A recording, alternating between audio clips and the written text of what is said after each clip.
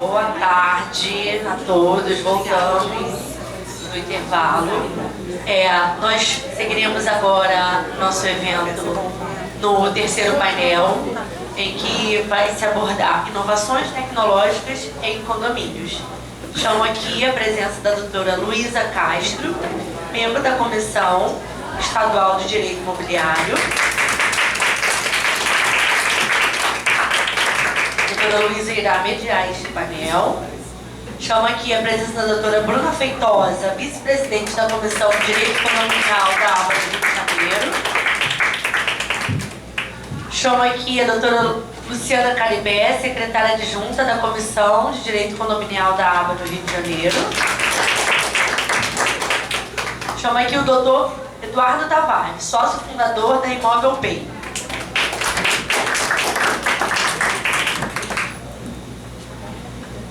Nosso patrocinador do evento. Eu queria só deixar antes da doutora Luísa começar, para dar uma palavrinha ao doutor Eduardo falar um pouquinho antes do painel começar. Pode ser? Então tá bom, fica à vontade. A oportunidade respeitada. Mas aí você vai falando ao longo do tempo, tá bom? Aqui vocês ficam.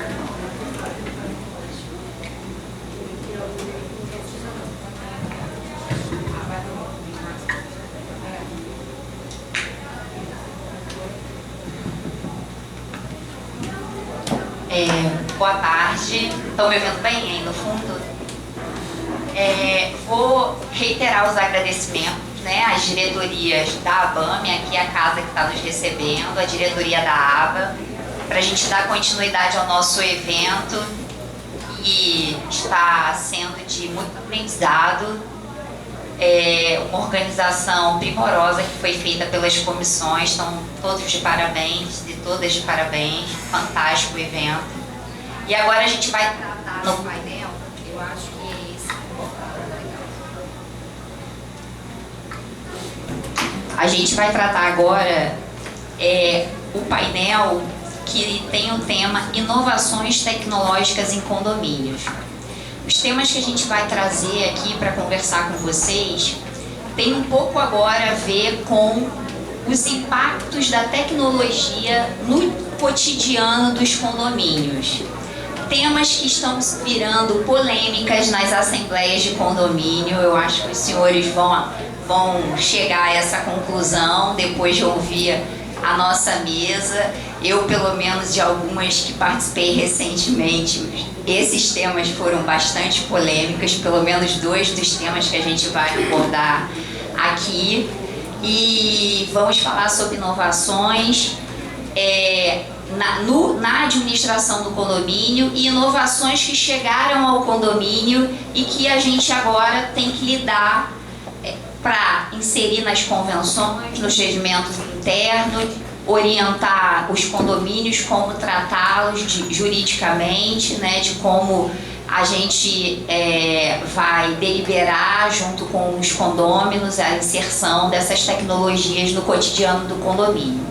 Então, para dar início ao nosso painel, eu vou passar a palavra à doutora Bruna Feitosa, que vai falar um pouco para a gente sobre o tema das locações de curto período e as plataformas digitais, com bastante propriedade para vocês. Boa tarde a todos. Boa tarde.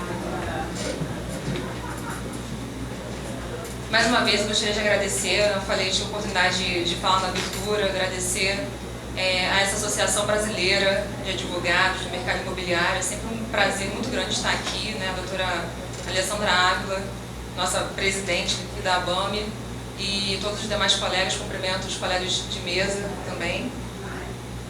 Prazer imenso aqui a gente poder trazer esses temas, né, do direito imobiliário, nosso dia a dia, quem milita no direito imobiliário, em especial em condomínios, vai se identificar um pouquinho aqui do que eu vou abordar.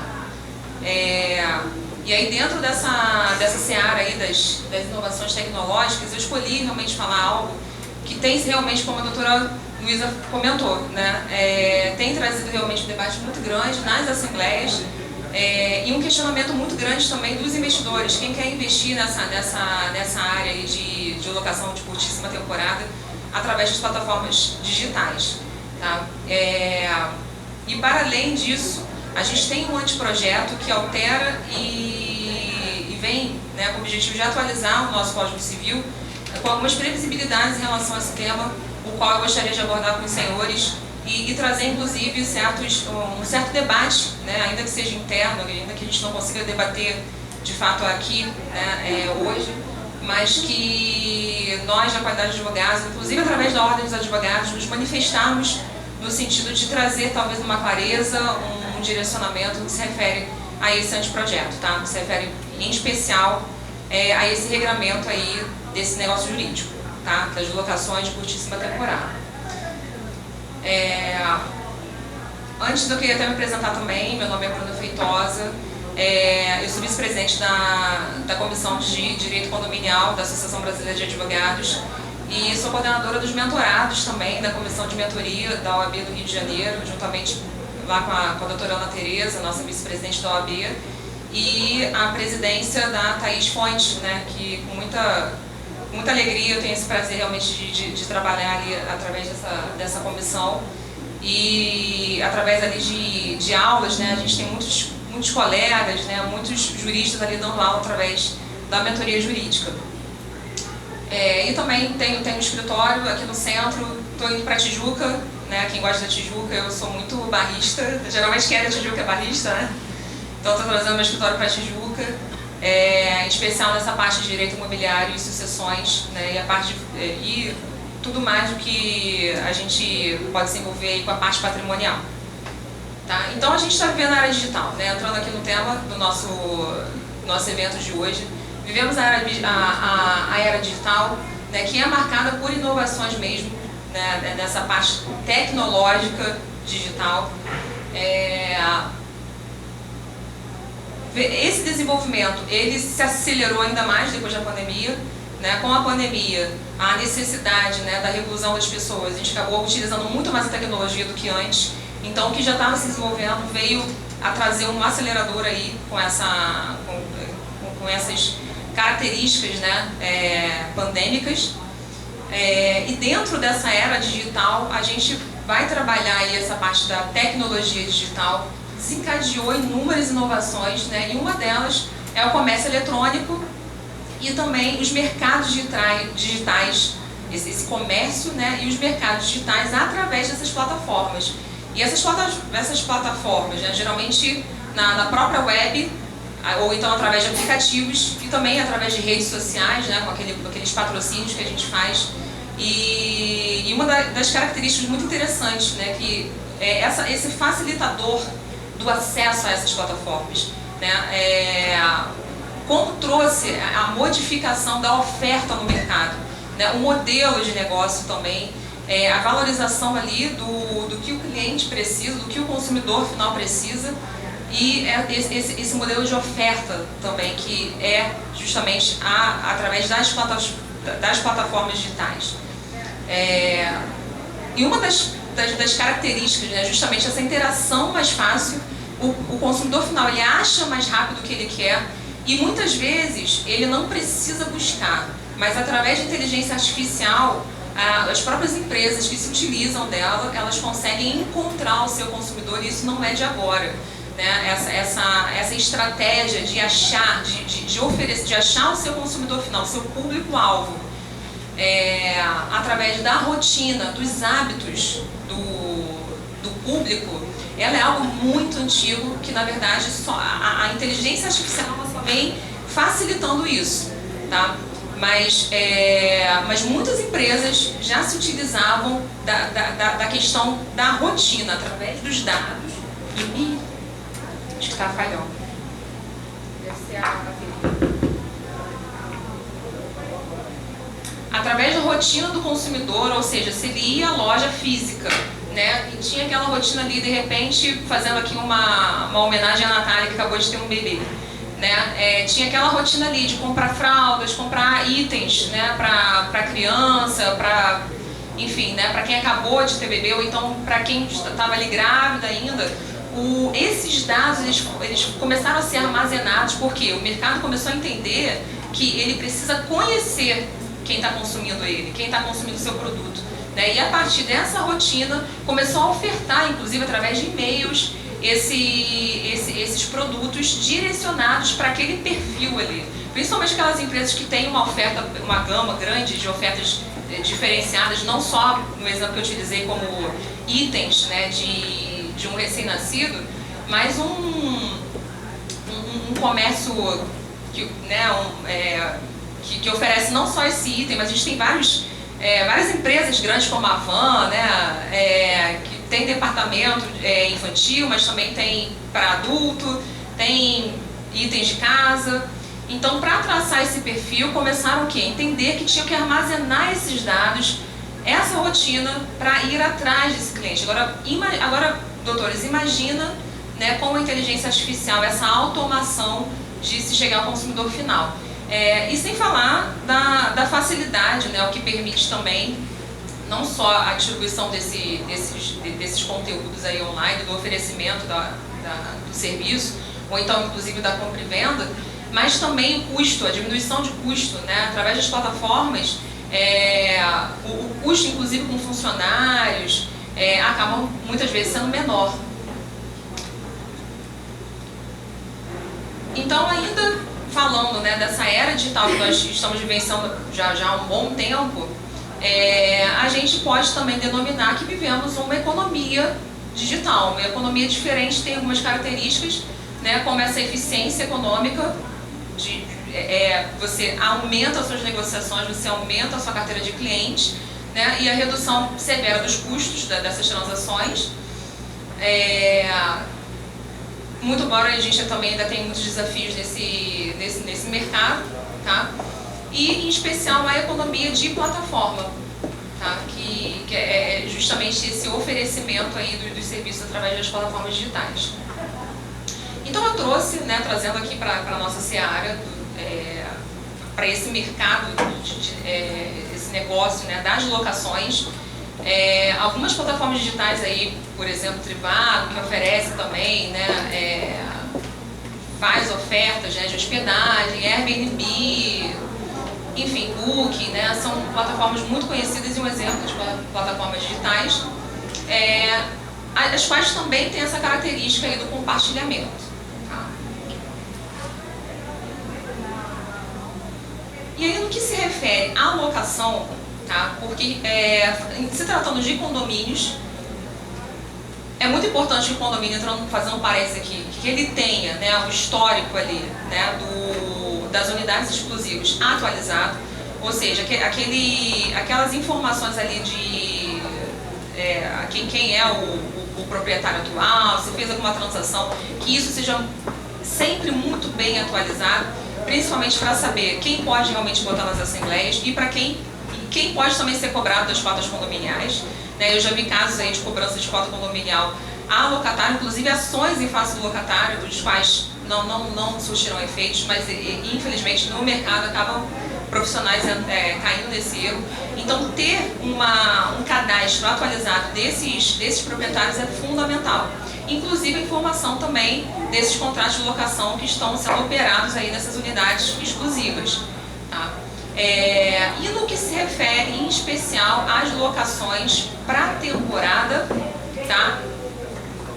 O qual a gente tem a previsibilidade na Lei 8.245 de 1991. Lá no artigo 45, ela vai prever a locação para temporada. E o interessante é que essa previsibilidade, ela não traz um mínimo de tempo ali dessa locação, ela traz o máximo.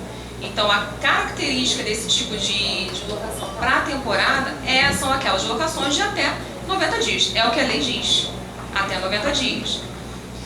E vai ser considerado como uma locação para temporada aquelas que são utilizadas com esse objetivo aqui. Ó. Aí é um rol que não é taxativo, tá? Porque lá no finalzinho do artigo ele vai dizer que ela serve também para outros fatos que decorrem tão somente em determinado prazo, respeitando esse prazo até 90 dias, tá? Mas que ele traz um rol ali nesse artigo 48 exemplificativo, qual ele vai falar: prática de lazer, realização de cursos, tratamento de saúde. Então, porque vai fazer uma obra no seu imóvel onde você mora, mas aí, então você precisa sair desse imóvel e vai morar em outro só para, né, não ficar ali no meio da obra, tá? Mas é claro, sempre com essa destinação de residência, ainda que seja temporária, até 90 dias. Isso é o que a gente tem previsto na nossa lei hoje.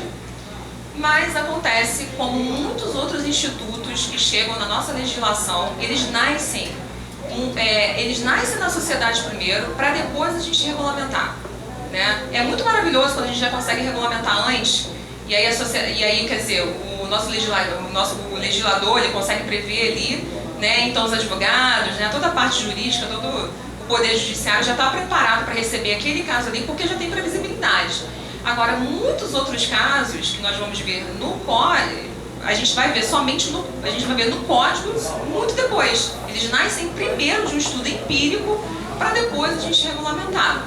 E é o caso de uma locação de curtíssima temporada ou hospedagem atípica. São dois termos utilizados pelo ministro Salomão em de suas decisões no STJ, e uma que surgiu as primeiras jurisprudências, né, sobre esse tema.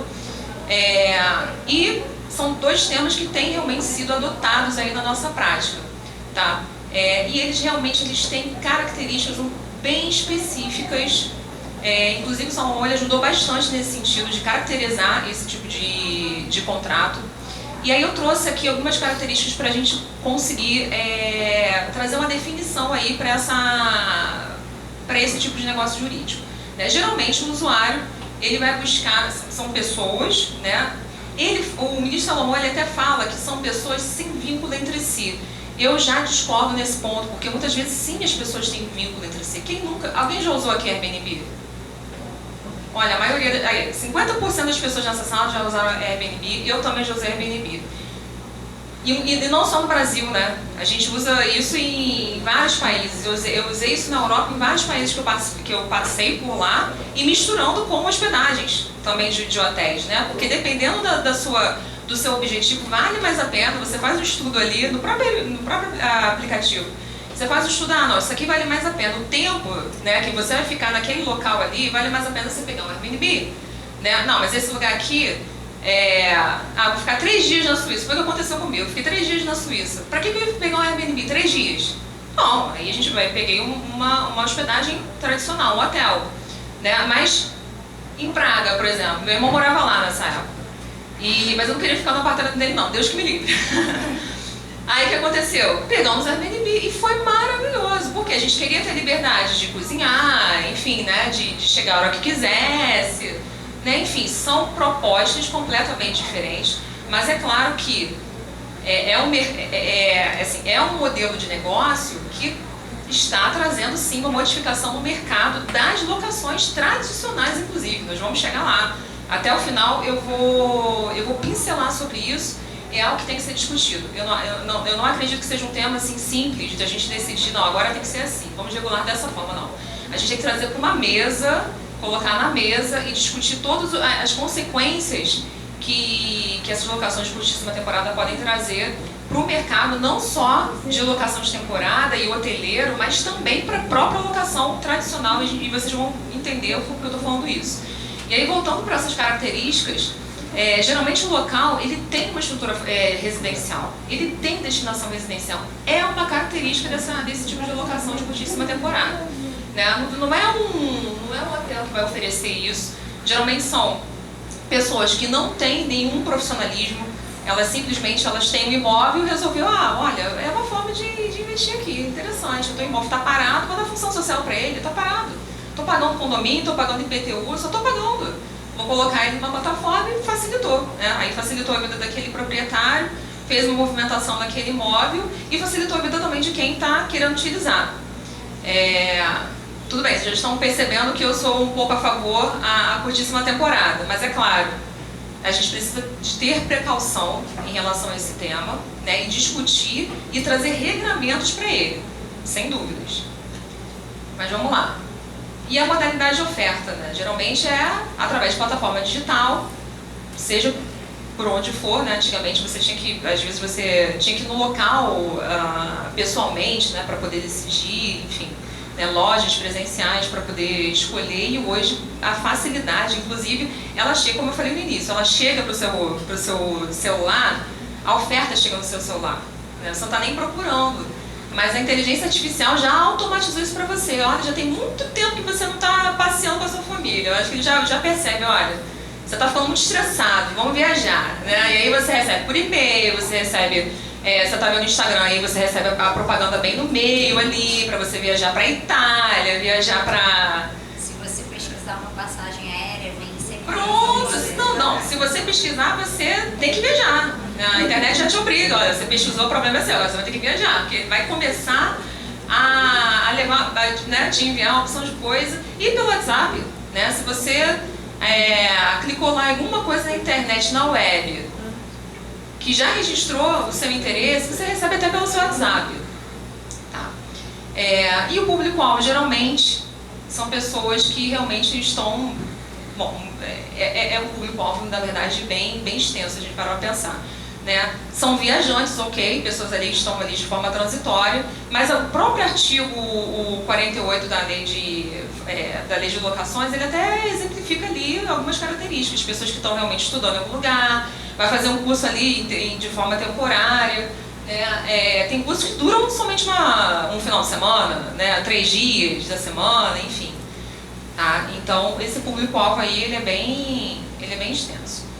Mas, e aí o que aconteceu? Aconteceu que, na esfera condominial, a gente teve muita repercussão, né? Muita repercussão, principalmente no que se refere aos regramentos da convenção condominial e do regimento interno, né? Algo que não só o proprietário deve respeitar, mas o locatário também. Seja o locatário de uma locação tradicional de 30 meses, ou então o locatário que só vai ficar ali 3 dias, porque ele vai na praia, vai curtir ali o final de semana, vai voltar e depois vai para casa dele. Tá? Então, a própria legislação locatícia, lá no artigo 23, inciso 10º, ele vai falar que o locatário ele é obrigado a respeitar as regras previstas na convenção condominial e também no regimento interno, e acrescento, as votadas também em deliberação de assemblear, né? Então a gente tem também regramentos que a gente pode levar em assembleia e podem mudar todo ali o contexto de um condomínio, que elas também devem ser respeitadas, né? Consignados lá em ata. E o locatário, ele precisa de ter essa consciência de que ele precisa saber quais são as regras daquele local onde ele está ali se utilizando com a destinação residencial, seja de forma mais prolongada ou de curtíssimo tempo, né, digamos assim. E aí acontece como? Acontece tanto com o morador, como com a pessoa que está lá há 300 anos morando em locação, e também nesses contratos de curtíssima temporada, situações muito desagradáveis, né? E o grande diferencial disso, dessas situações desagradáveis, que eu traduzo descumprimentos das normas, né? Principalmente se refere ali às áreas comuns, a utilização das áreas comuns, inclusive da própria utilização da unidade exclusiva, festas depois do horário, uma certa frequência também desagradável naquela unidade ali, naquele prédio que é um prédio residencial tradicional, sendo frequentado por pessoas com certas índoles um pouco diferentes ali daquela comunidade. E a grande diferença, pois acho que vocês me entenderam. Pois exatamente. E dentro desse contexto de forma transitória, o que intensificou a insatisfação dos demais moradores, dos demais condôminos ali. Né? Poxa, eu já moro aqui há 30 anos, nunca aconteceu isso. Agora, por que está acontecendo isso? Por que essa cobertura agora virou uma boate ou uma night? Né? O que está acontecendo? É claro que, no meu ponto de vista, a diferença é justamente a transitoriedade, né? Porque esses problemas de convívio ali dos comunheiros, né, dos condôminos, eles podem vir, né, dos próprios moradores, como também desses que estão ali de forma transitória. Mas é claro que a probabilidade de dar problemas acaba sendo nesses contratos de curtíssima temporada, e foi o que aconteceu, né? E no exemplo prático, eu tenho que correr. E no exemplo prático, né, da jurisprudência, não é essa, mas foi um outro caso, em que fracionaram, né, a proprietária fracionou o imóvel, colocou ali umas 10 pessoas que realmente não se conheciam, e aí trouxe certos desconfortos ali naquela comunidade, ali naquele condomínio. Tá? Então, esses casos foram parar lá no STJ, né? Começaram a reclamar e foi parar lá no Superior Tribunal de Justiça. E aí eu trouxe aqui uma decisão que ele vai falar o seguinte, uma decisão que abordou ali sobre uma ação de obrigação de não fazer, e eu coloquei em especial ali, eu botei em negrito, ele coloca assim: esta corte já afirmou orientação no sentido de que, embora aparentemente lícita, essa peculiar recente forma de hospedagem não encontra ainda clara definição doutrinária, nem tem legislação reguladora no Brasil, e registre-se, não se confunde com aquelas espécies tradicionais de locação, regidas pela 8245, nem mesmo com aquela menos antiga, genericamente denominada aluguel por temporada.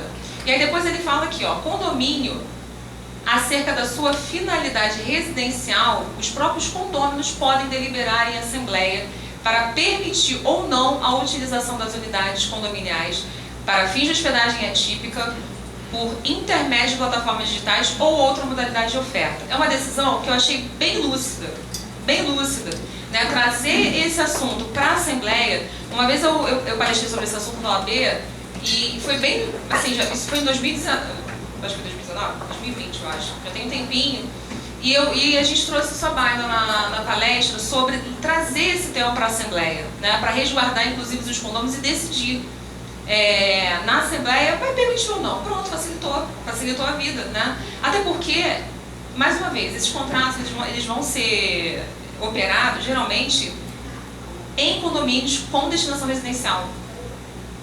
Essa que é a questão, né? Então, trazer isso para a Assembleia, mesmo que não tenha, ou então tenha, de repente, alguma eminência de alguém querer, né? Sobretudo, quem quer operar esses contratos, é muito importante já trazer isso para o síndico. Já conversar, olha, já tem pessoas interessadas em querer implementar esse contrato aqui, como a gente vai fazer? Levar para a Assembleia. Bom, em contrapartida, já tem uma outra decisão aqui do STJ, que aí ela vai trazer a proibição automática. Tá? Ela já vem com uma ideia de presumir, pelo fato da convenção condominial ela já trazer uma destinação residencial para aquela edificação, então, a partir disso, você já presume que não pode. Não, a residencial não pode. Curtíssima temporada muda a destinação. Muda a destinação? Então, aí ele vai falar aqui, ó. A exploração econômica de unidades autônomas mediante locação por curto ou curtíssimo prazo, caracterizadas pela eventualidade e pela transitoriedade, não se compatibiliza com a destinação exclusivamente residencial atribuída ao condomínio real. Aqui ele já proíbe. Ele já está falando assim, não, eu já vou partir do pressuposto que é proibido. Agora, eu entendo que é uma decisão rígida demais para um tipo de contrato que já está sendo rodado em várias localizações, né? Então vai trazer um impacto assim, no mercado muito grande. Tá? Então, trazendo aqui o anteprojeto, e o anteprojeto ele veio para alterar, para atualizar o Código Civil, e lá no artigo, e aí ele quer, a ideia desse anteprojeto é trazer esse tema para um artigo no Código Civil que fala sobre os deveres dos condôminos.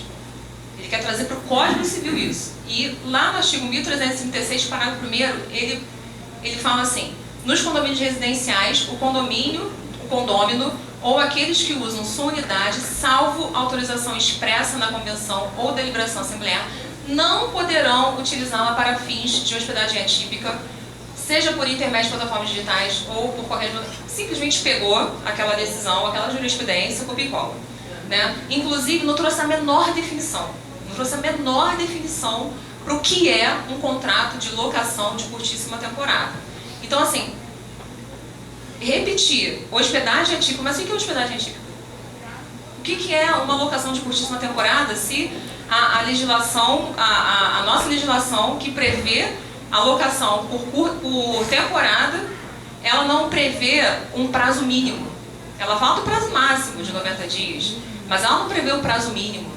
Então, o que é hospedagem atípica? A gente precisa definir isso. A gente precisa discutir isso. E discutir também as consequências disso no mercado. E agora, automatizar e dizer que já é proibido, eu acho meio complicado. Eu acho que a parte que fala que a gente tem que trazer para a Assembleia, ok. Mas já automatizar isso...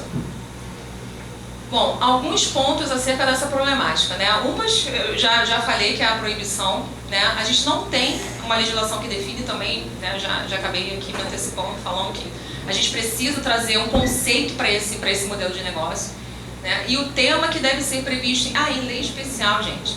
Eu não entendo que esse tema, ele tem que ser trazido no corpo do Código Civil e ainda mais dentro da parte condominial. Eu acredito que seja um tema especial. Ele pode ser colocado lá na legislação de locações. Facilmente. Facilmente. E aí eu trouxe outros pontos aqui. Como eu falei, né, botar lá na nossa legislação de locações. A gente tem que tomar cuidado também com o direito real de propriedade, né? O proprietário ele tem direito ao uso, gozo e dispor do imóvel. Muitas vezes, eu fui com a minha família, já usei Airbnb com a minha família, então assim, não significa que vai ser só pra zoeira, né? A gente tem também perfis aí de consumidor final que vai usar de forma lícita, de forma correta. E aí, para finalizar, o negócio jurídico pode trazer a repercussão no mercado de locações, tá? Isso que eu não poderia deixar de falar, porque em alguns países o que tem acontecido de muitas edificações colocarem muito Airbnb e começar não. Gente, a transferidade é muito maior, a oferta, o público é muito maior, eu vou rentabilizar muito mais, até porque essas locações elas são mais caras, você pode cobrar mais caro, você está cobrando um tempo menor, né? Então elas acabam sendo mais, você pode valorar mais do que as locações tradicionais. E o fato de fazer isso, o que acontece? A oferta no mercado de locações tradicionais diminui. E aí, pela regra da oferta e demanda, o que vai acontecer com as locações ainda tradicionais que ainda existem? Elas vão aumentar. Então, muitas pessoas estão começando a ter dificuldade de achar locações tradicionais, né, aquelas de 30 meses, a um preço justo. Por quê? Oferta e demanda. Então, a gente também tem que estudar, né, não só os regramentos desses condomínios, porque a ideia pode autorizar na convenção? Pode. Mas também tem que trazer lá no regimento interno, trazer os regramentos também de utilização dessas locações, né? E pensar numa forma de como também trazer um regramento de implementação. Porque se é um local totalmente residencial, onde a demanda é grande para locações tradicionais, a gente precisa de trazer um equilíbrio. Porque ainda que a gente esteja falando de um direito real de propriedade, a gente também tem um direito coletivo que muitas vezes ele se sobrepõe ao direito real de propriedade do proprietário lá, né? da unidade. Tá, e aí uma das repercussões na Espanha, tá, pessoal, olha, eles fizeram até passeata lá, eles querem proibir, tem gente querendo proibir essa oferta, tá, de locação por curtíssima temporada. Isso aqui foi uma reportagem, né, do dia 10 de julho de 2024, da BBC News, falando justamente isso, que o governo lá, eles estão pensando ali em até proibir. Tá? Existe até essa possibilidade. Plano de proibir aluguéis de imóveis de curto prazo na cidade. Tá? Justamente por isso, por causa dos preços das locações tradicionais. Nos Estados Unidos, desde setembro de 2022, já é ilegal alugar apartamentos dessa modalidade, dessa forma, tá? De curtíssima temporada. A menos que o proprietário tenha domicílio na cidade, aí tem algumas regras lá, né, para poder operar esse negócio. E aí aqui no Brasil é isso, a gente não possui legislação específica, e aí colocar lá um parágrafo, nem um artigo, é um parágrafo, no artigo 1336 fala de deveres do condômino, não acho justo. Eu acho que é um tema que a gente tem que se aprofundar mais. gente tem uma tendência automática, como a gente já tem um monte de projeto nesse sentido, a gente já tem uma tendência aí de automatizar a proibição. E a sugestão, né, de sempre realmente levar isso para a Assembleia. Na dúvida, leva para a Assembleia. Leva para a Assembleia, vamos decidir a Assembleia para poder operar. Tá? Regimento interno para poder trazer aí os regramentos e se vai poder ou não. Tá, gente? Então, é isso. Eu gostaria de agradecer, desculpa, eu passei o horário um pouquinho, mas eu agradeço aí a atenção de todos e que a gente possa discutir isso aí por mais tempo. Tá? Grande abraço.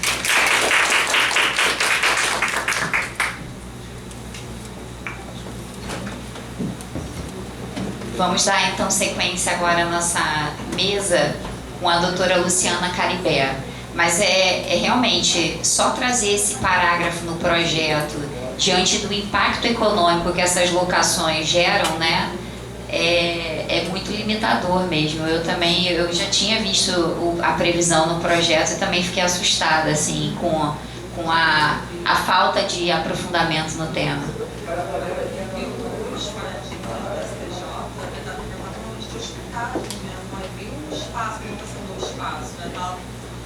Perdão, gente. É aquela locação de quartos, né? Inclusive com oferecimento de serviços. Diferentemente de quando você loca o espaço inteiro de serviço, como você está locando, né? A lei de locações ela não estipula prazo mínimo, né? E você já colocar no Código Civil vedando essa possibilidade, né? É um pouco realmente complicado, é verdade.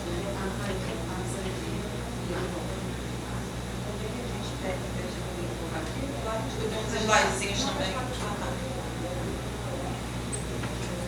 Bom, pessoal, boa tarde. É um imenso prazer estar aqui na BAME, né? Minha primeira palestra aqui na BAME. Palestra não, gente, assim, uma primeira participação de evento depois que me tornei uma badiana, né? Aqui é uma comissão, um evento de comissões conjuntas. Eu tenho aqui 3 presidentes de comissões. Tem a doutora Leandro Sender, a doutora Ingrid Eustáquio e tem a doutora Natália Rosa também, que faz parte dessas 3 comissões. Então, é um imenso prazer realmente de debater temas tão interessantes do mercado imobiliário, do mercado condominial, né? Principalmente essas novas tecnologias. Bem, meu nome é Luciana Caribé, né? Eu sou membro da Comissão Nacional e da Comissão Municipal de Direito Condominial da ABA. Também sou membro da Comissão de Direito Notarial e Registral aqui da BAME, da nossa casa, né? Faço também parte, membro da Comissão de Direito Condominial da OAB da Barra da Tijuca e membro da Comissão de Imobiliário Estadual da ABA também. Então é um enorme prazer, né? Eu sou advogada, também tenho história aqui no centro, atuo já há 15 anos, embora não pareça. E o tema que eu escolhi, a gente tratar aqui, já que nós estamos falando sobre inovações tecnológicas em condomínio, é um tema assim, muito relevante, muito interessante. Eu confesso que até abril desse ano eu não tinha realmente parado para pensar, porque não tinha se demandado por nenhum síndico, enfim, nenhum condomínio, mas participei de um evento desse com uma colega de Cuiabá, a gente participou da mesa, eu estava falando sobre implantação de mini mercados em condomínio, que é uma realidade que eu já fui demandada diversas vezes sobre esse assunto, né? Mas sobre a instalação de carregadores elétricos em condomínio, até então eu nunca tinha sido demandada. E aí, na minha mente, é aquela coisa meio Jetsons, né? Meio futuro distante. E a palestra da colega me chamou para a realidade que não é um futuro distante, é o que nós estamos vivendo atualmente, né? É a realidade, é a atualidade, né? A gente não está vivendo, não é um futuro distópico muito grande, muito distante. É algo que está ocorrendo agora realmente, principalmente, e com uma velocidade assim, vertiginosa, né? Depois que comecei a assistir a palestra dela, comecei a pesquisar sobre o assunto e vendo assim, as notícias, né? O aumento, por exemplo, de venda de carro elétrico do ano passado para este ano, acho que já saltou mais de 170%. Tem previsão já de até 2030 já ter mais de não sei quantos milhões de carros elétricos circulando pelas ruas, né? E é uma realidade que os condomínios, principalmente os mais antigos, não estão preparados, né? Assim como a gente viveu a era, por exemplo, dos ar-condicionados, né? Que nem todos os prédios estavam projetados eletricamente para comportar ar-condicionados em todas as unidades, a gente está passando por isso agora, né? Nem todo mundo tem carro elétrico, mas pelo decorrer, pelo que a gente vê hoje assim, de crescimento de venda, vai ser uma realidade realmente muito grande daqui a pouco nos condomínios. Então a gente vai falar um pouco sobre a implantação, a instalação de carregadores elétricos em condomínio. Vou só esperar aqui a colocação dos slides. Porque eu sou pisciana, eu preciso de alguma coisa para me nortear, senão eu vou começar devagar, me perco. Vocês também sabem, pisciana. Esqueço onde eu estou.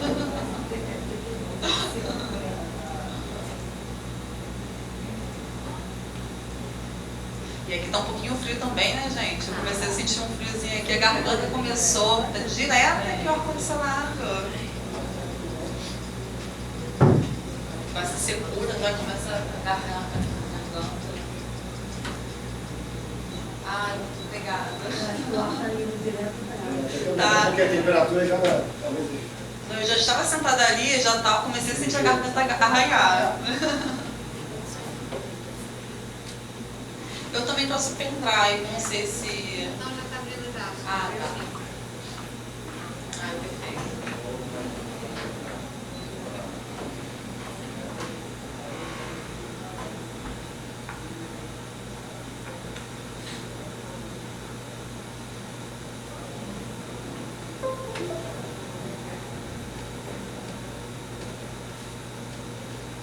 Ah, perfeito, gente. Vai aparecer ali agora e tal. Bem, eu peço desculpa pelos slides. Se vocês gostaram dos slides, foi eu que fiz. Se vocês não gostarem, foi a estagiária. Então vamos lá, vamos adentrar o tema. Já me apresentei, né? Sou Luciana Caribé, enfim, faço parte dessas comissões que eu já citei inicialmente. E aí que eu falei pra vocês, né? Muito me assustou de fato, muito me assustou não, causou espécie, na realidade, assim, um avanço, né? A velocidade com que esses carros elétricos assim, estão ganhando espaço no mercado nacional. Inclusive, eu acho, salvo engano, a Associação Brasileira das Montadoras de Veículo começaram a pressionar o governo federal para poder aumentar o imposto de exportação também, para barrar um pouco assim, essa entrada de carros elétricos, sobretudo os carros chineses, né, que tem entrada, que tem ganhado gosto realmente pelos brasileiros. Mas é uma questão realmente que começa a impactar realmente nos condomínios. E conforme a doutora Bruna tinha falado já na apresentação dela, o direito, na realidade, não acompanha os fatos, né? Primeiro nascem os fatos jurídicos, depois o direito regular esse fato, né? Esse novo fato. Então, primeiro surgem os problemas, para depois a lei regular. Então, em relação à ausência de legislação, nós não temos, de fato, uma legislação federal, se salvo engano, pesquisei, e muito poucos estados começaram realmente a regular, a legislar sobre esse tema de carros elétricos. É o que eu tinha falado, os carros elétricos assim, não são o futuro, né? É o presente. Né? Muitos condôminos acabam, às vezes, já moram em condomínios mais antigos, eles não pensam antes de comprar o carro. Primeiro eles compram o carro e levam o problema para o síndico. Acha que simplesmente comprei um carro elétrico, vou ali na Leroy Merlin, numa Moedo, pego uma extensão, coloco o meu carregador e carrego meu carro elétrico. Não é bem assim, né? A gente vai verificar que na realidade isso é muito distante realmente do que é recomendável, né? Sobre todos os aspectos, né? Primeiro que você está utilizando uma eletricidade área comum, né? Segundo, o risco que você coloca também da sobrecarga de energia elétrica. E esse tema é muito interessante também de ser debatido na presença de um engenheiro elétrico, porque, nossa, eu participei agora, tem umas 2 semanas, eu participei de um evento em Campinas, e de um podcast com que eu tratei esse tema justamente com o engenheiro elétrico. Assim, foi muito rico, né, o conteúdo dele, a expertise técnica dele realmente faz muita diferença. Mas a gente vai falar aqui mais sobre os aspectos jurídicos, né? Então, diversos estados do Brasil já possuem projetos de lei, não possuem lei ainda, e São Paulo, na realidade, foi o pioneiro, né? Como uma grande metrópole, né? E justamente por ser um pouco mais avançada em relação a essas novas tecnologias, São Paulo foi o estado pioneiro do Brasil e isso aí eu estou falando da cidade de São Paulo, não do estado. Eles já conseguiram, acho que em 2020, você vê, 4 anos atrás, né, eles conseguiram aprovar uma lei regulando, assim, determinando que novos edifícios, né, os novos edifícios, passassem a ter previsão de tomadas para carregamento elétrico de carros. Isso há 4 anos atrás.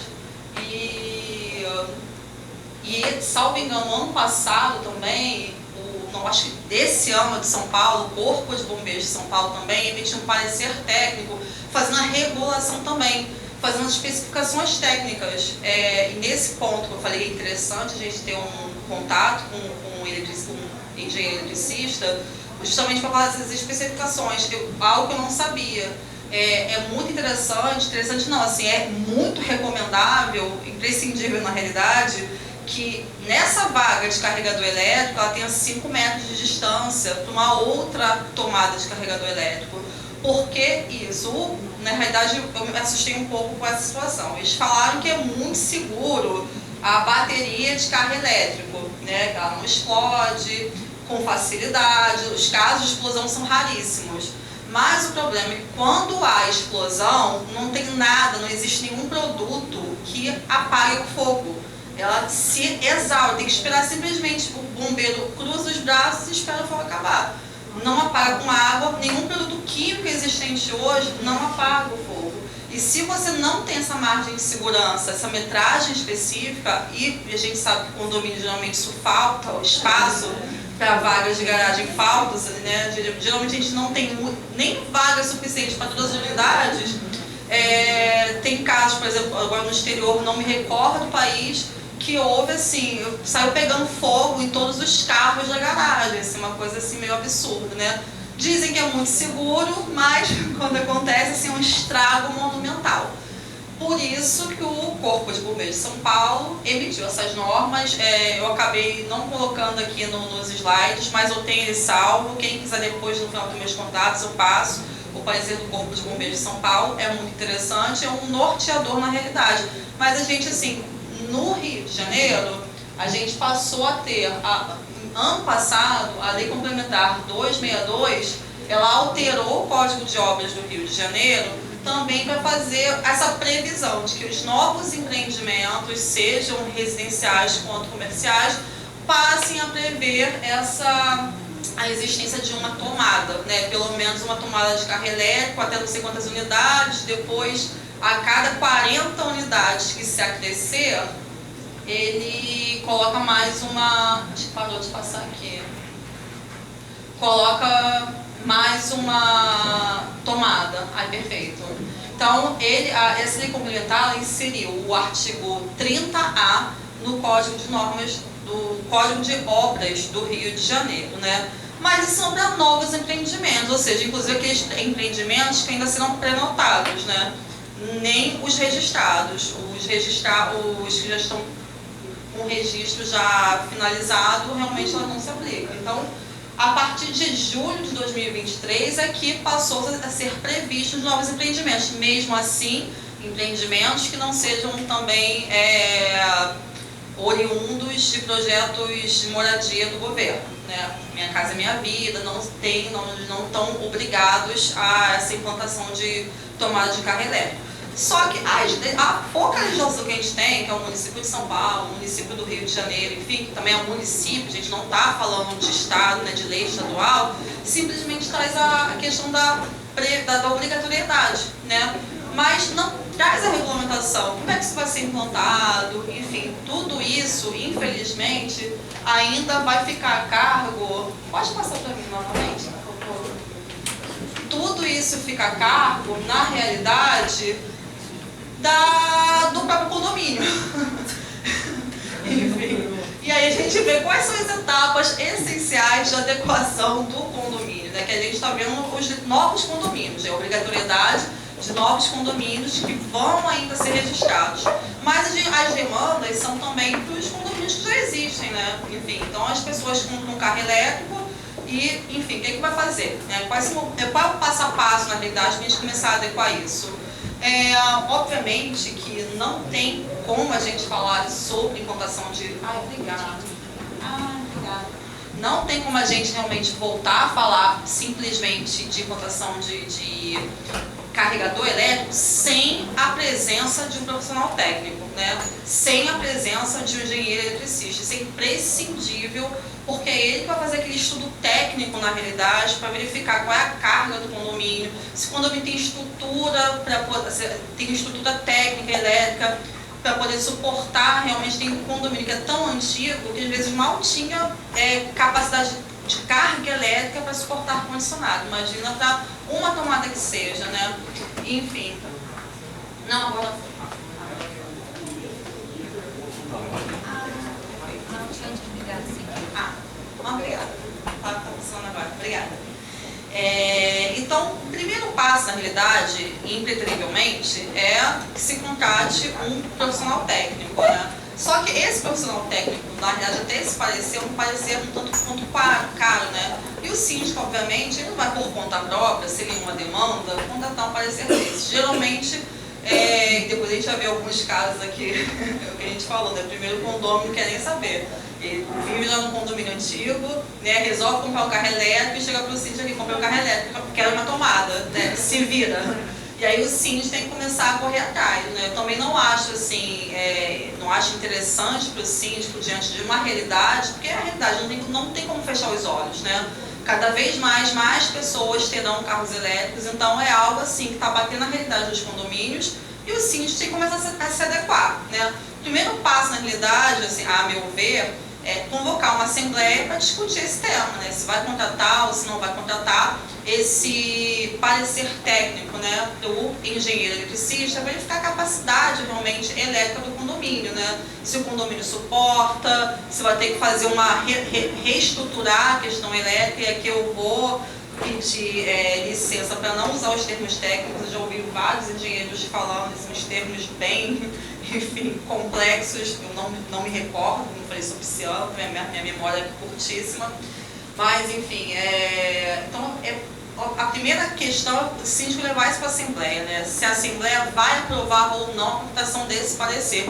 E aí, chama essa Assembleia, a meu ver, o quórum seria um quórum simples, realmente, para aprovação desse parecer, né? Até porque não é algo assim barato, também talvez em muitos condomínios, geralmente, como o orçamento é curtinho, aquele orçamento ordinário, hoje talvez cota extra, alguma coisa, mas vai um quórum de maioria simples mesmo, e aí vai verificar o que é necessário fazer no condomínio, né? Geralmente os engenheiros elétricos, eles tomam por base também esse parecer técnico do Estado de São Paulo, que eu li o parecer, assim, é bem interessante, de fato, e traz diretrizes, bem normas técnicas, de fato, para que as tomadas sejam instaladas com segurança, né, evitando danos, assim, em caso de que ocorra algum dano, alguma explosão, enfim, bateria, algum incêndio de bateria.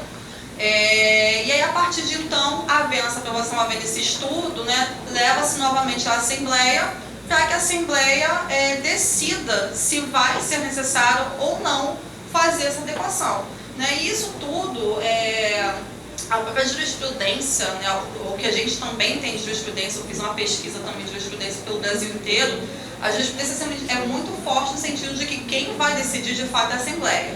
A gente tem cada vez mais condôminos, infelizmente, né, ajuizando ações contra os condomínios, né, tentando obrigar, objetivando a obrigação do condomínio de ter essa despesa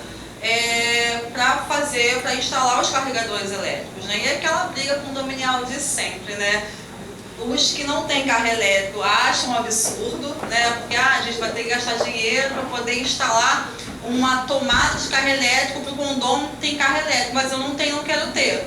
Só que também, por essa implicância, os condôminos acabam esquecendo que, na realidade, acaba a instalação, essa modificação no condomínio, acaba também elevando o valor do patrimônio, porque, como a gente falou, é uma realidade que está aumentando cada vez mais. Mais pessoas daqui até 2030, muito mais pessoas terão realmente carros elétricos, e é uma valorização de patrimônio, né? Se você tem um carro elétrico, você adquirir um imóvel num condomínio que já está estruturado, já tem carregadores, pontos de carregadores de carro elétrico, já é um diferencial. Já ali ele acaba valorizando de fato aquela unidade imobiliária, né, as unidades imobiliárias como um todo.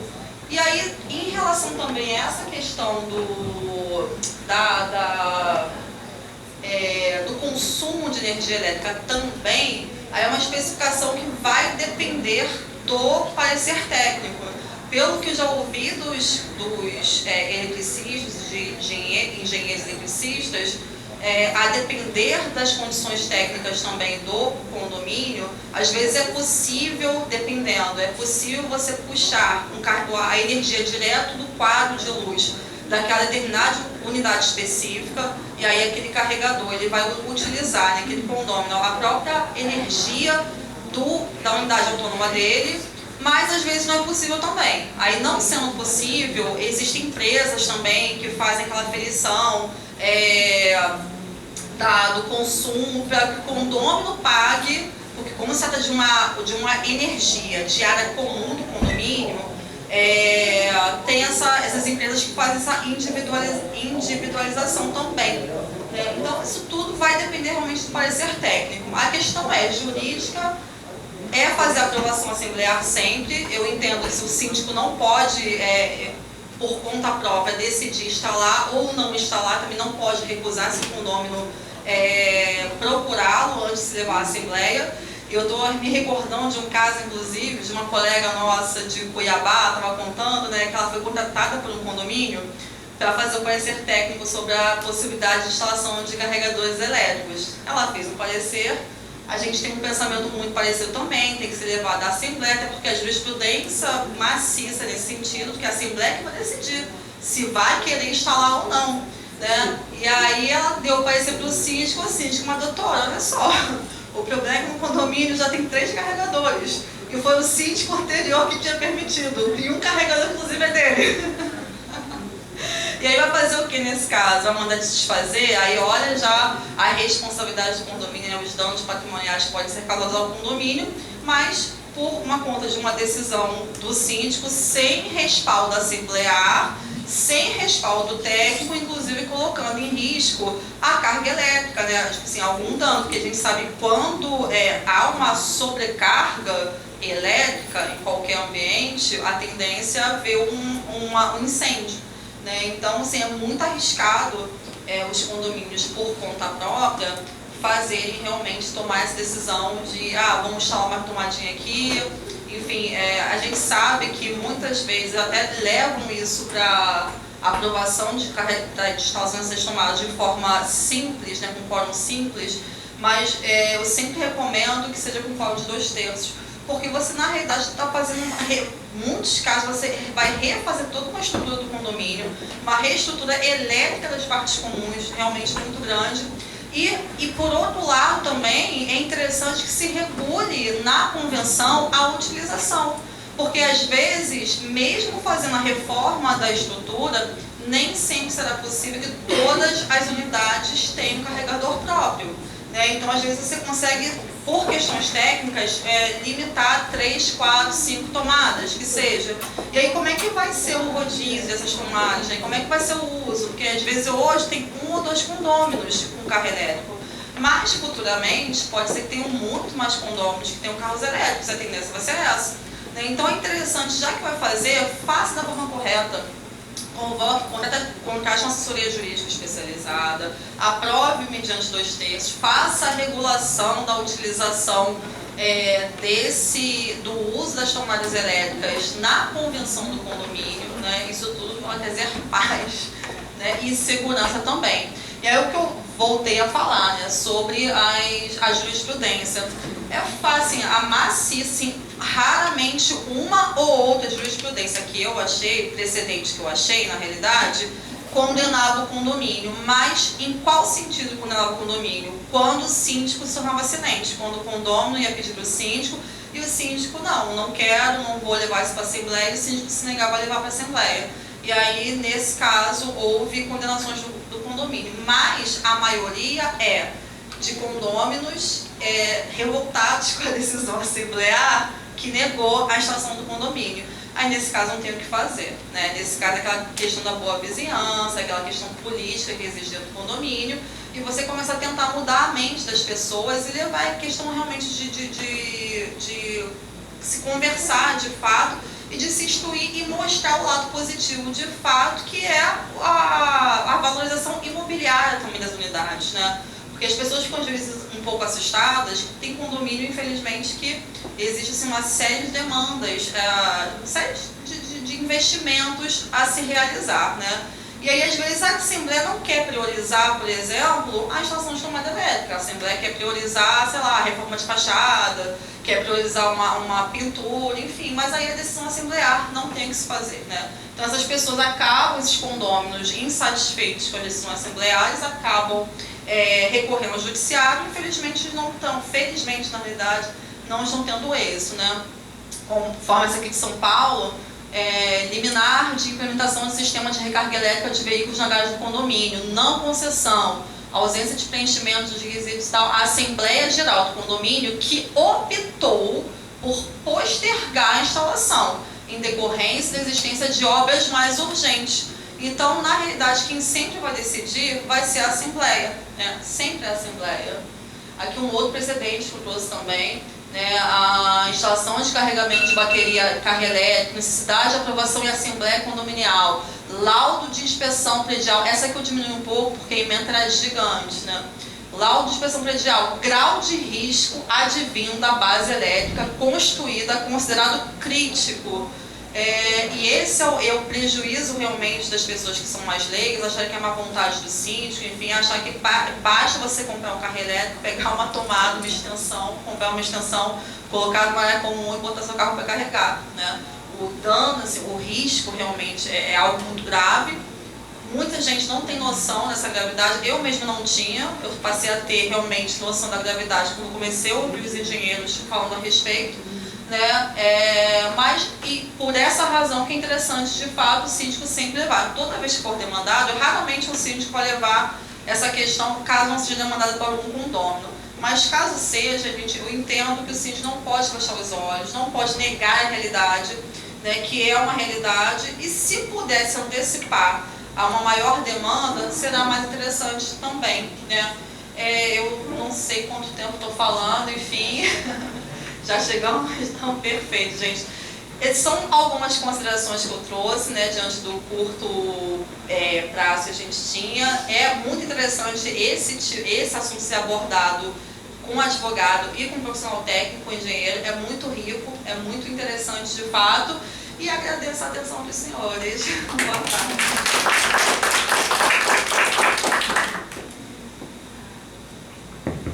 Bom, vamos agora caminhando para o nosso último tema do nosso painel.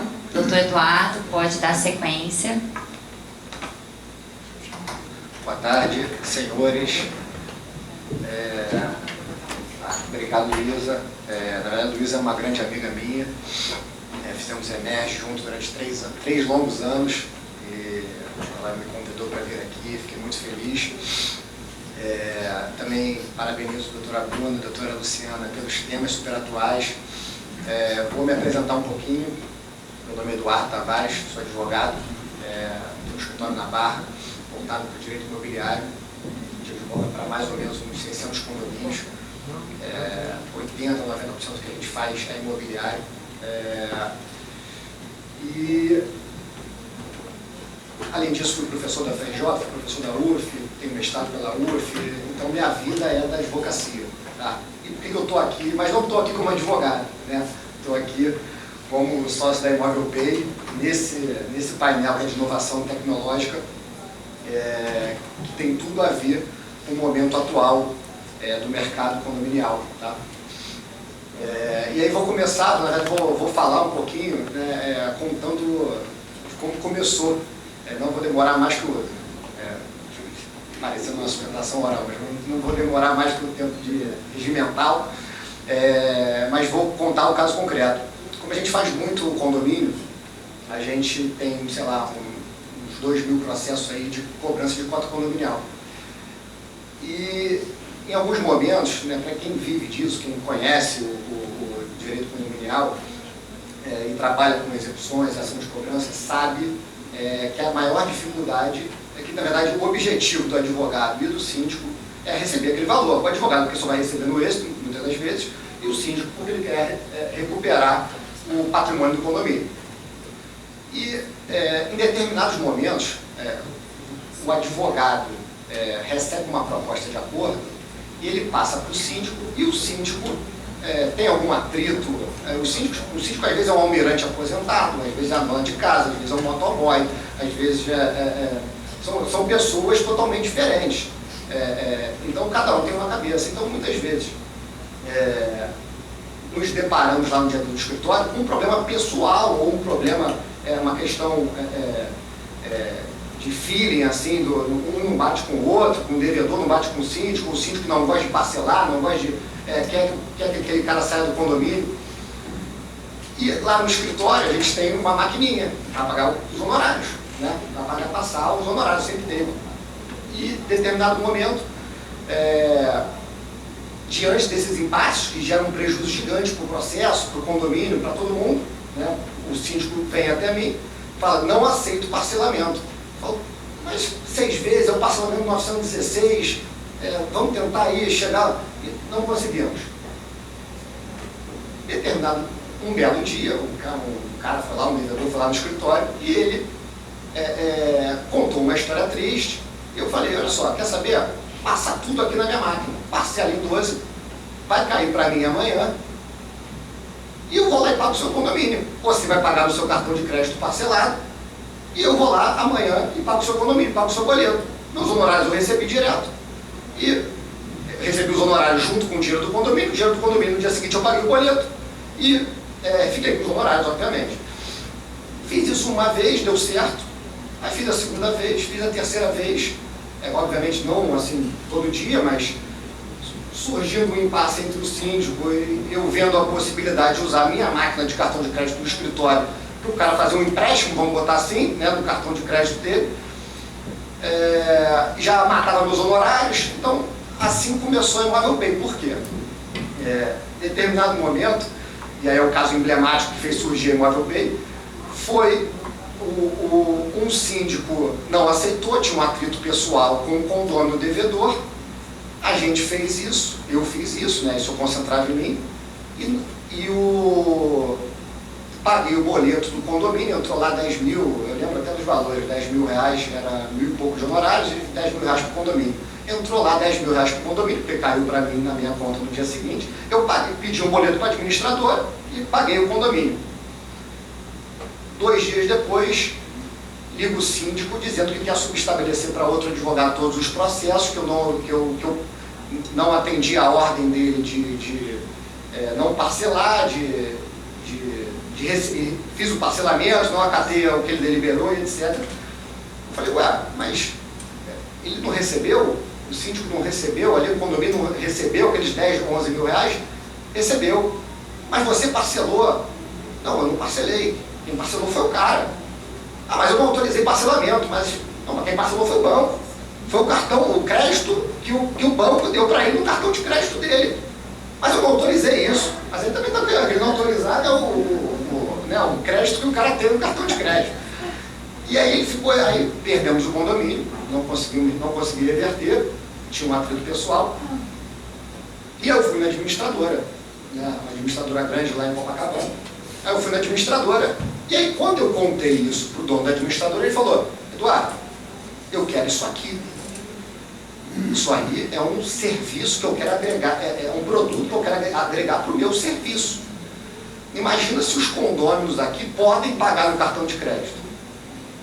E assim começou a Imóvel Pay. A gente obviamente tem um time de tecnologia, né, por trás, que a gente teve que ir atrás, mas hoje a gente não faz isso só com essa administradora, mas a gente se pluga na administradora, e aqueles condôminos das administradoras que a Imóvel Pay é parceira, eles podem pagar no cartão de crédito. Não só a dívida condominial, mas aquela parcela, às vezes, mensal, do condomínio daquele mês que o cara está apertado, ou o cara gosta de ganhar milha, ou ele gosta de concentrar as despesas no cartão de crédito para ficar mais fácil. Ah, mas eu não gosto, tem gente que fala: mas eu não gosto de cartão de crédito. Faz como você sempre fez. Não é obrigatório usar o cartão de crédito para pagar. Mas as administradoras estão vendo que o futuro é o cartão de crédito. O futuro, O pessoal nem anda mais até com cartão de crédito, anda só com Apple Pay, anda com o celular que só aproxima. Ninguém mais anda com dinheiro, com cheque. E aí vou abrir um parênteses aqui. Eu comentei que eu comecei fazendo isso de forma individual com os devedores, e tinha alguns clientes, e aproveitando também que aqui a Comissão de Direito Registrado, né, eu fazia com alguns clientes que queriam fazer uma escritura particular para comprar um imóvel ao invés de uma escritura pública. Aí eu falei, olha só, vamos fazer uma escritura, não sei o que, vamos fazer, não tenho dinheiro, não sei o que, bota aqui, parcela em 12, na minha marca vai cair para mim, eu vou pagar a escritura lá, amanhã. Mesma coisa, mesma lógica. E a gente criou, junto com a Imóvel Pay, né, porque isso foi concomitante, a Cartório Pay. Cartório Pay nada mais é do que a possibilidade de parcelamento dos emolumentos cartorários em cada cartório. Se você for no nono RGI, né, que é o maior, está lá, Cartório Pay, facilitando o recebimento.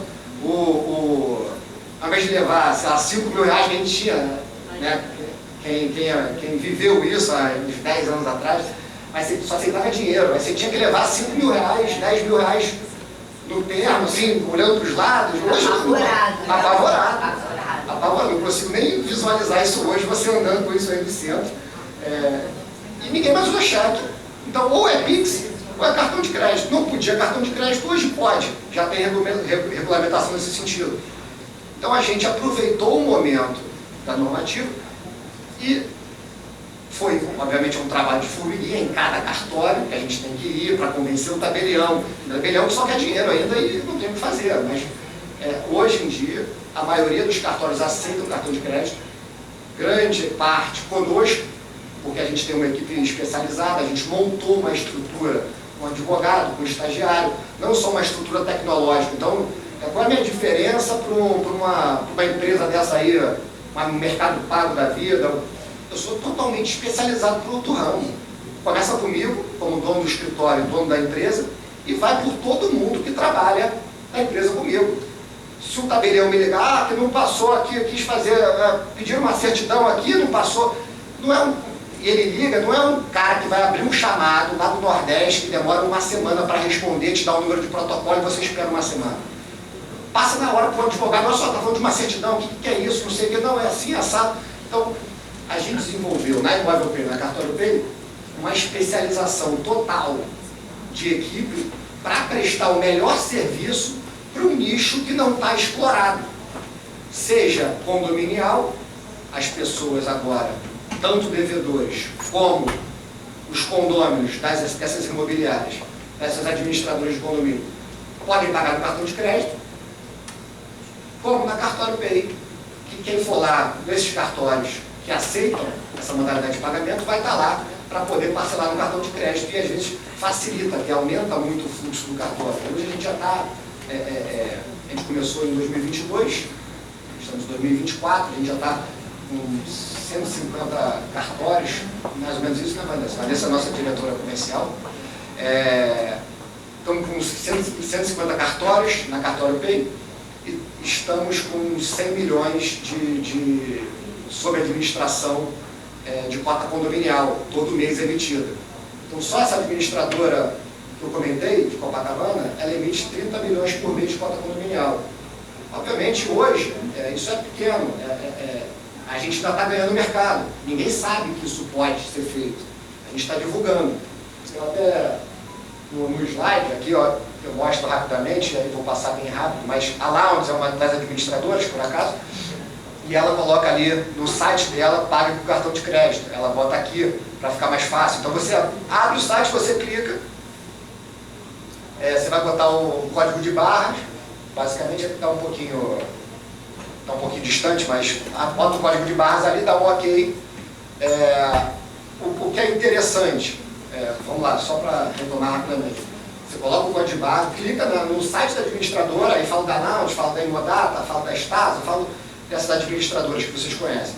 Mas você vai clicar, vai colocar o código de barra do seu boleto, vai colocar os dados do cartão como se estivesse comprando uma roupa e pagou sua cota condominial. Simples assim, quero parcelar, estou enrolado esse mês, passar em 2, 3 vezes, vai aparecer. E automaticamente, você já consegue ver na plataforma. Então, se for um devedor, está na dúvida se o cara pagou, não pagou, não sei o quê, você vê na plataforma, aprovado, ou um cara que está te enrolando, vai aparecer recusado, aí aparece o motivo da recusa. Então é algo que a plataforma também te dá elementos para você entender como é que está aquela transação, isso a jato. Então a gente consegue, o cara passou lá na administradora, na maquininha, ou passou por link de pagamento, qualquer coisa, ou pagou no site, já começa aquele burburinho, pagou, não sei o quê, a gente consegue ver na hora. Então lá não precisa esperar 48 horas a compensação bancária, o cara manda o comprovante, então isso é bem mais ágil. Tá? E aí, por que oferecer o cartão? Né? Todos os brasileiros usam, não tem custo nenhum para a administradora. E para o condomínio, isso é importante falar, então a administradora, custo zero. Ela oferece mais um produto ali, agrega no serviço e não tem custo nenhum. O condomínio, não muda nada para o condomínio. É como se estivesse pagando no banco com dinheiro. Não muda nada. É totalmente automatizado, o time de tecnologia faz isso, não muda absolutamente nada. Também não paga nada. A administradora recebe no dia seguinte, né, como eu ponderei, lá no começo eu recebi no dia seguinte, agora a administradora já recebe direto no dia seguinte e já dá baixa automática, você reduz a inadimplência do condomínio, então é vantajoso para todo mundo que está ali e quem usa acumula milha, organiza as despesas e quem não quer usar não precisa ser um inimigo desse produto. É o que eu costumo dizer, porque tem uma taxa, obviamente, para quem vai usar isso, tem uma taxa. Não tem como você ter um produto desse tipo, que você bota no cartão de crédito, posterga 30 dias. Se eu pagar hoje, meu condomínio de hoje, sei lá, dia 10, eu vou pagar mês que vem, na verdade, né? Eu estou empurrando 30 dias para frente, não tem como ser gratuito isso, ninguém pagar. Então, tem uma taxa. E quem não concorda com essa taxa? Não usa, né? Não usa, paga no Pix. Paga no Pix. Tá? Então, assim, são basicamente a mesma coisa. E as administradoras aí que a gente já está trabalhando na Imóvel Pay. Mais ou menos isso. E a gente está ganhando mercado. Quem tiver, né, inclusive, quem conhecer alguém, alguma administradora, tiver interesse também, a gente troca contato para poder, a gente expandir mesmo esse produto e tentar cadastrar em todas as administradoras e possibilitar que todo mundo, de fato, tenha acesso ao pagamento com cartão de crédito e não somente as administradoras que aceitam isso, né, que permitem essa possibilidade, em razão da necessidade da sociedade mesmo nesse produto. Tá bom? Senhores, é isso. Queria agradecer a oportunidade, a Luísa também, que me convidou, e desejo a todos uma boa noite.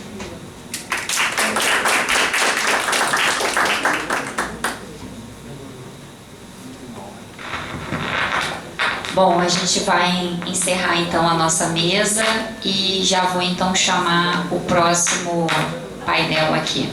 Não, deixa eu antes entregar o certificado, gente, desculpa.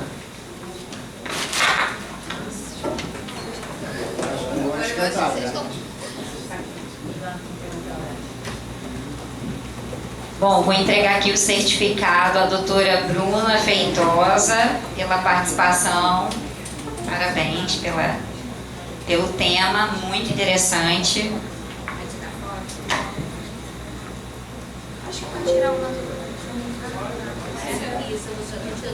Vou entregar também o certificado à doutora Luciana Caribé, parabéns pela apresentação.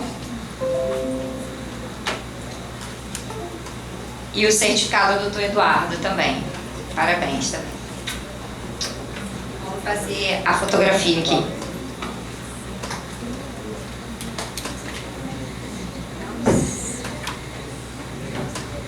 Tá bom aqui?